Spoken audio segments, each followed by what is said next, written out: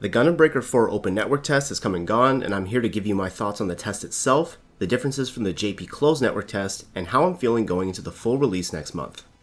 I want to give credit to Bandai for actually doing this in the first place, because one of the things that I mentioned after the JP test is that limiting a test to just Japan would be robbing themselves of valuable data and feedback from a bunch of different types of players all around the world. The beta was only on consoles this time as well. I know a lot of people were hoping for PC, but let's face it, if it had released on PC, the entire game would have been data mined immediately. The test consisted of 3 sessions just like last time, but they made the last session over a day long, 28 hours in total. This was a really good decision on their part because the test was available in so many regions that some of the sessions just fell during awkward times for some people. In Eastern NA, the second session was at 5 AM. I saw someone on Twitter mentioning the first one started at 1 AM in the UK, so naturally some people missed out on those. Giving over a day for the last session was a great choice to make sure that as many people got to play as possible regardless of their schedule, so again, great call there. So what was actually in the beta? Well, first let's get a quick refresher on the content of the JP Closed test. That test had a total of 3 missions, one of which had a perfect grade boss fight. The open test also had 3 missions, and while one of them was the same boss mission with the same environments, the enemies you faced and the boss you fought were completely different. This time, the last wave featured a perfect grade Unleashed RX-78 that looked really good, like I was super impressed with the detail of this kit. The other 2 missions were completely new, and the main difference between the 2 tests were the suits that were available. This time around, the first mission featured CCA suits like the new Sazabi and Yagadoga. The second featured the Seed Destiny trio of Strike Freedom, Infinite Justice, and Destiny, and the third featured Zeta suits like the Zeta, Hyakushiki, and Gundam Mark II. I will say that as much as I appreciate that they didn't just copy and paste the same missions from the JP test, I do wish that there were more than 3 missions this time around. Let's face it, as fun as the game is, and even though the missions have replay value because you can go back to farm for parts, there are only so many times you can play the same 3 missions before you start to get a little bored.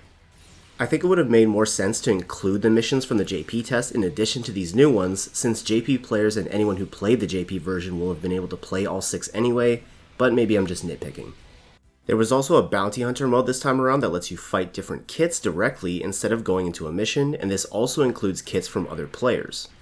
This is another way to target farm parts that you're looking for, but the few times that I did it, I only dropped parts at level 1 and 1 star rarity. Maybe I was just unlucky, but even if it does only drop low-level parts, you'll be able to upgrade parts in the full game, so it's not the biggest deal. As for the gameplay itself, still feels fantastic. A lot of the loops you can do are so satisfying, and because I played the JP beta, I had a much better sense of how to chain things together this time around. By combining your different combo strings with OP skills and EX skills, you can really keep a combo going for a while. One thing I noticed when it came to OP skills was that there was a huge variance in terms of how strong they felt. Taking a look at the Destiny arms, for example, the Palma Fiacina feels so strong that it almost seems like it could be an EX skill, whereas the Beam Boomerang just hits for a single tick and comes back. I'm not saying that I expect every OP skill to be super strong, but something like a Beam Boomerang feels like it should at least hit multiple times and do a little more damage. That said, I'm a really big fan of the Erendite and some of the Beam Saber OP skills that let you mash the button for more hits because again, they provide you with more ways to chain your combos together. The Erendite, for example, launches the enemy into the air on the last hit if you're on the ground, or does a Helm Breaker and brings them down to the ground if you're in the air. The devs also listened to the feedback from the community last time and changed the OP skills so that they're all on separate cooldowns now instead of being shared, which makes the gameplay feel a lot smoother. But when it comes to the EX skills, I do kind of like that everything is based on a shared meter like in a fighting game. For those of you who played Breaker Mobile, you may remember that each EX skill had a separate cooldown, with stronger skills obviously taking longer to recover. And while some people may prefer that system, I actually like that the meter system forces you to consider your gameplay decisions and how you're using your EX skills. In the JP test, I'm pretty sure all my EX skills were one-off attacks, but this time around I had access to the Destiny backpack, which comes with the Wings of Light EX skill. The Strike Freedom backpack had something similar, and both these skills give you a buff that allowed for high-speed combat. This forced me to consciously think about whether I wanted to use my damage EX skills on an enemy or keep building up my bar to level 3 so that I can pop my Wings of Light for the buff. These things just provide players with another level of skill to master if they really want to optimize their gameplay, which is never a bad thing. Now obviously the gameplay wasn't perfect, and one of the things that persisted from the JP test was the desync issues when playing online with other people. There were a lot of cases where your teammates' actions on your screen wouldn't match what they were actually doing, and an enemy that you're attacking on one side of the map may actually be on the other side of the map being comboed by your teammate on their screen. This leads to odd instances where an enemy will be standing still on your screen and then will all of a sudden disappear out of nowhere because your teammate actually defeated them while you weren't able to see it. It's not a deal breaker or anything like that, it doesn't ruin the gameplay experience, but it can throw you off a little. One of the purposes of these tests is for them to test the servers for exactly these sorts of issues, so hopefully this is resolved in the full game. Next, I want to go over some things I learned from the Open Network test that I wasn't aware of from the JP test because of the language barrier. First of all, the customization is still fantastic. Being able to independently adjust the size and positioning of your parts means you can make pretty much anything you could possibly think of. On stream during the first session, I slapped the bound dog legs on my gunplay just for fun and was able to adjust the size to have them scale to the rest of the build. Don't get me wrong, it still looked ridiculous because the backpack was clipping through the skirt, but at least the size of all the parts looked relatively cohesive. But customization aside, there were a few things I noticed about parts now that I can actually read the menus. First off, each weapon has a weapon skill, and it should really be called a weapon type because it affects how the weapon performs. For ranged weapons, these would be things like beam rifle, machine gun, and so on, and for melee weapons, it would be things like beam saber, axe, katana, whatever. The differences are most notable with melee weapons because they affect how your combo strings work.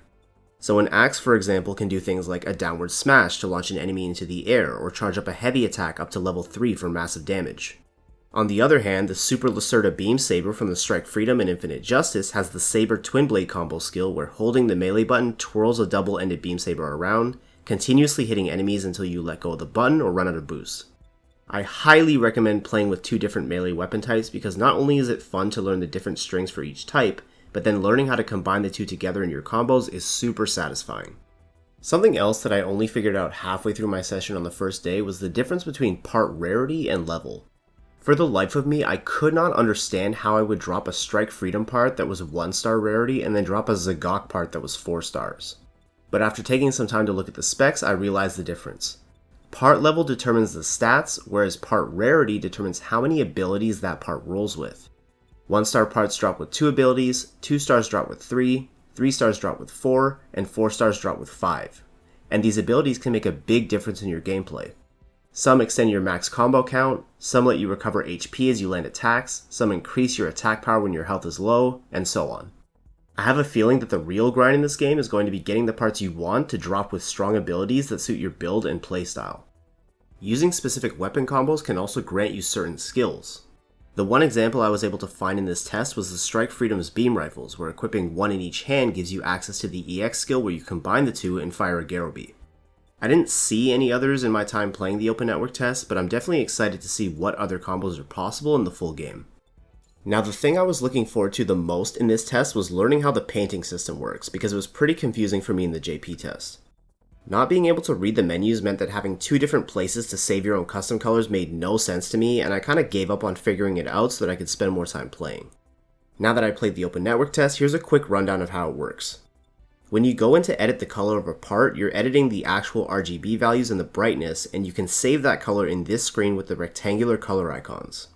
Once you come back out of there to the main coloring screen, you can customize even more. In the surface-based section, you can make the surface more metallic, and you can also adjust the roughness. Increasing the roughness gives the part more of a matte look as opposed to a glossy look, which is what I prefer personally. You also have the freedom to adjust the color and density of your panel lining and give the part a pattern if you want. Then once you've set all those options and your surface looks the way you want it, you can save all of those settings as a surface palette, and that's where these circular icons come in. If you aren't sure where to start, you can always pick one of the presets in the top section and then adjust the color and other settings from there. There are 2 other sections in the painting screen, one for decals and one for weathering, where you can adjust things like airbrushing, chipping, washing, scratch, and damage. I'm not kidding when I say that players are going to spend hours in here fine-tuning their Gunpla's look to get it just right. I had a blast playing the beta once again, and it's a shame that it's over, but thankfully we only have a little over a month until Breaker 4 is finally in our hands. We've only had a couple of small tastes of what this game has to offer, and it already has everyone who's played it super excited. I'm really glad that community sentiment is positive overall, because after the year we had in 2023, a game like this is exactly what the Gundam franchise needed. Let me know what your favorite part of the Open Network test was below in the comments. Whether it was a specific mission, or a part you dropped, or some abomination you built, I want to know. I'll also be streaming Breaker 4 a lot when it releases, so be sure to follow me on Twitch over at twitch.tv/newtypeseiji if you want to show up to the streams and vibe with us. If you enjoyed the video, be sure to leave a positive rating to help me in my boss battle against the algorithm. Thank you so much for watching, and I will catch you guys in the full release of Gundam Breaker 4.